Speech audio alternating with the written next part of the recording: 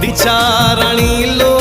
गुंडीचा राणी चाहिदे आड़े पाट ओढ़णी गुंडीचा राणी लो गुंडीचा राणी चाहिदे आड़े पाट ओढ़णी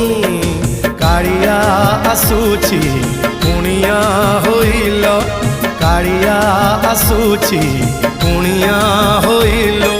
सांगरे आनीची भाई भौणी गुंडीचा राणी लो गुंडीचा राणी